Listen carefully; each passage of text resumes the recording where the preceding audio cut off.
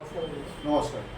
আমরা মাছের যে ফিঙ্গার সাইজ থেকে এবং বড় করার জন্য যে মাছের জন্য আমরা কীভাবে করবো বা তার প্রস্তুতি নিতে যাচ্ছি এবং তার জন্য আমরা প্রত্যেক চাষি বন্ধুদেরকে ভালো জিনিস আমরা দিতে চলেছি এবং কীভাবে চাষি উপকৃত হবে মাছটাকে সফলতা করতে সেই সব নিয়ে বার্তা নিয়ে আমরা আলোচনা করছি অসীম চাকে দিয়ে।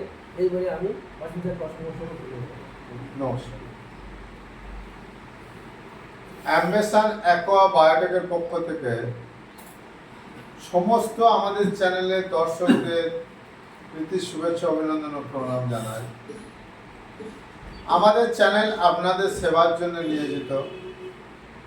আপনাদের ভালো মন্দ দিকটা আমরা আমাদের চ্যানেলের পক্ষ থেকে দেখব, শেখাবো, যাতে আপনারা উপকৃত হন। মাছ চাষের জগতে যে বড় বড় মাছ হয়, বড় মাছ চাষের আগে সেখানে ছোট মাছ রেডি করে সেই বড় জলাশয়গুলো দিলে তবেই কিন্তু বড় বড় মাছ হয়। অর্থাৎ একটা 15 দিনের ধানি মাছ হয়, সেই ধানি মাছ থেকে 50 গ্রাম, 75 গ্রাম, 100 গ্রাম মাছ তৈরি করা হয় একটা পুকুরে। সেই 100 গ্রাম সাইজ মাছ, 50 গ্রাম সাইজ মাছ বড় জলাশয় দিলে তবে সেটা 2 কেজি, 1 কেজি, 3 কেজি, 5 কেজি মাছ তৈরি হয়। তাহলে এখন আমাদের পাঠ, আজকের এই ভিডিওতে আমরা বলবো 15 দিনের যে ছোট মাছ, চারা মাছ, সেখান থেকে 45 বা 60 দিনের মধ্যে 25 থেকে 50 গ্রাম, 100 গ্রাম পর্যন্ত মাছের যে তৈরির পদ্ধতি, সেই পদ্ধতি নিয়ে এখন আলোচনার বিষয়। এই পুকুরগুলোর সাইজ কিরকম হবে? মিনিমাম 1 একর হতে হবে। 1 একরের উপর থেকে 2 একর, 3 একর, 4 একর, 5 একর পর্যন্ত পুকুরে এই মাছ করা যাবে, এই পদ্ধতি করা যাবে। এই পুকুরগুলো যদি খুব ভালো হয়, শুকনো করার পরে জল দেন, কিন্তু জলটা দিতে হবে মিষ্টি জল। সেই মিষ্টি জল দেওয়ার পরে পার একর পিছু পুকুরে 15 কেজি করে বাদাম খোল আর পার একরে 10 কেজি করে আমাদের অ্যাম্বেসান অ্যাকোয়া বায়োটেকের এই যে প্রোডাক্ট ভিটা গোল্ড, এটা দেব। দেবার 5 থেকে 7 দিন পরে এরকম থাকবে। তারপরে আমরা এই অক্সিজেনের যে বোতলটা, গ্রোম্যাক্স, এই গ্রোম্যাক্সটি দেব। জলে প্ল্যাঙ্কটন পর্যাপ্ত আসবে এবং অক্সিজেন লেভেলটা তৈরি হবে। কারণ আমরা যখন 15 দিনের ধানি মাছ এসে দেবো, সেই জলটা যদি আদর্শ না হয় তাহলে সেখানে কিন্তু এই ছোট 15 দিনের মাছটা ভালো দাঁড়াবে না।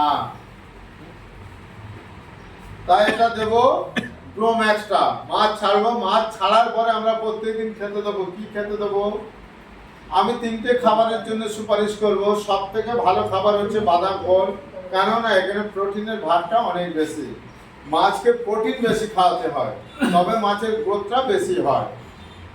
বাদাম খোল অথবা সয়াবিন দানার ডাস্ট, নট সয়াবিন বড়ি, আর শুকো মাছ বা শুটকি মাছের গুঁড়ো, এই 3টে খাবার মাছের জন্য, মাছের গ্রোথ বৃদ্ধির জন্য সব থেকে ভালো আদর্শ খাবার। আমি সমস্ত দর্শকদের অনুরোধ, সমস্ত চাষিদের কাছে অনুরোধ, কোম্পানির তৈরি করা কেনা খাবার থেকে সরে যান, সেই খাবার দেবেন না। কেন?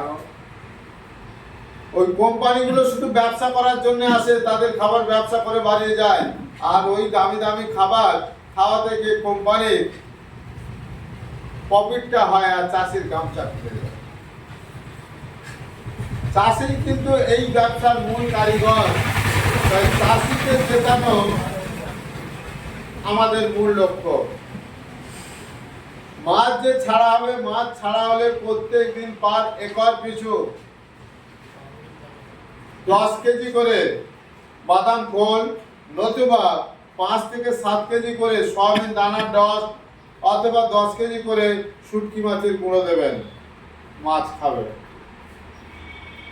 এবারে ওই জায়গাতে প্ল্যাঙ্কটনটা আরো ভালো তৈরি করার জন্য আমাদের অ্যাম্বেসান অ্যাকোয়া বায়োটেকের এই যে প্রোডাক্ট অ্যাকোয়া গোল্ড, এই অ্যাকোয়া গোল্ড দিলে, ওই খাবারগুলোর সাথে অ্যাকোয়া গোল্ড দিলে জলের প্ল্যাঙ্কটন আরো ভালো হবে। কিন্তু যদি দেখেন হাতটা মুঠো করে এক্ষুনি পর্যন্ত জলের মধ্যে প্রবেশ করে কিছু দেখা যাচ্ছে না, তখন কিন্তু একদিন দুদিন খাবার বন্ধ রাখবেন। 20 থেকে 25 দিন এই মতো চলবে। তার মধ্যে একটা ভিটামিন দেবেন, এই ভিটামিন গ্রো বুস্টার। প্রত্যেক প্রাণীকে ভিটামিন খাওয়ানো হয়, আপনারা লক্ষ্য করে দেখবেন দুধওয়ালা গায়কে ভিটামিন দেওয়া হয়, মানুষকে ভিটামিন দেওয়া হয়, মুরগিকে ভিটামিন দেওয়া হয়। তাহলে মাছকে কেন ভিটামিন দেওয়া হবে না? মাছকেও ভিটামিন দিতে হবে। আমাদের কোম্পানির ভালো ছোট মাছের জন্য ভিটামিন হচ্ছে গ্রো বুস্টার। এই গ্রো বুস্টারটা খাবারের সঙ্গে দিতে পারেন। প্রতি কেজি খাবারের জন্য 5 গ্রাম, নতুবা 1 একর জায়গার জন্য এই একটা ফাইল জলে গুলে মেরে দেবেন। 20 থেকে 25 দিন পরে জাল দিন। জালে যা মাছ পড়বে সেই মাছের বডি ওয়েটের প্রত্যেক দিন 3% পরবর্তী 20 থেকে 25 দিন খেতে দেবেন। অর্থাৎ 45-50 দিনের যে চাষ প্রক্রিয়া এই মতো খেতে দেবেন। এবং সেকেন্ড পজিশনে প্রথম 25 দিন কেটে যাওয়ার পরে আবার কিন্তু এই একটা 2 কেজি অ্যাকোয়া গোল্ড ব্যবহার করবেন জলের প্ল্যাঙ্কটনটা ঠিকঠাক ধরে রাখার জন্য। এর মধ্যে যদি মাছের কোনো সমস্যা হয়, মাছের রোগশোক হয়, তাহলে অবশ্যই জানাবেন। কারণ মাছের 2-3টে রোগ হয়। সাদা পায়খানা হয়, মাছের গায়ে লাল ছত্রাক রোগ হয় বা ভাইরাস হয়, যেটাতে মাছ লাল লাল দাগ হয়ে মারা যায়। মাছের গায়ে কিছু পোকা হয়, উকুন, জোঁক, চিমড়ি পোকা, এই কটা মাছের রোগ। মাছের যদি সাদা পায়খানা হয় বা লাল রোগ হয়, আমাদের এই একটাই প্রোডাক্ট অলরাউন্ডার প্লাস, এইটা দিলে সাদা পায়খানাও সেরে যাবে, মাছের ছত্রাক বা ভাইরাস ঘটিত রোগও সেরে যাবে। মাছের গায়ে যদি দেখা যায় যে উকুন হয়েছে, এটাও হতে পারে, কারণ ওই পুকুরে যে জলটা দিয়ে তৈরি করা হয়েছে জলটার মধ্যে যদি সমস্যা থাকে উকুন হতে পারে। 20 থেকে 22 দিনে যখন জাল দেবেন প্রত্যেকটা মাছ ভালো করে পর্যবেক্ষণ করে দেখবেন কোথাও কোনো সমস্যা আছে কিনা। বা কাতলা মাছের চারাগুলোর কান মধ্যে একটা পোকা হয় সাদা সাদা ডুমো, তার জন্যও আমাদের একটা প্রোডাক্ট আছে, সেটা এই মুহূর্তে আমাদের হাতের কাছে নেই। আর্গো কেয়ার দিলে এই সমস্যা থেকে রেহাই হয়ে যাবে। সকল ধরনের পোকা মাছের গায়ে থেকে দূর হবে, পুকুরের জলাশয় থেকে দূর হবে। তো এই মতো করার পরে 45 থেকে 50 দিনে মাছের ওজন গিয়ে দাঁড়াবে, সব থেকে যে ছোট থাকবে 25 গ্রাম, 25 গ্রাম থেকে 100 গ্রাম। কাতলা মাছগুলো সর্বোচ্চ আকার ধারণ নেয়। তো এই হচ্ছে 15 দিনের পর থেকে 60 দিন পর্যন্ত চাষ পদ্ধতি। এবার আমাদের কোম্পানির পক্ষ থেকে কি বলে একটু আপনারা শুনুন। এবং প্রত্যেক বন্ধুদেরকে জানাই আমি মাছ কীভাবে করবেন এবং মাছের যেগুলো গুরুত্বপূর্ণ যে মাছটা কীভাবে সিস্টেমে তৈরি করবে বা পুকুরের প্রতিদিন তৈরি করে আমাদের ডিসপ্লেতে ফোন নাম্বার দেওয়া থাকবে, আমাদের সাথে অবশ্যই যোগাযোগ করবেন।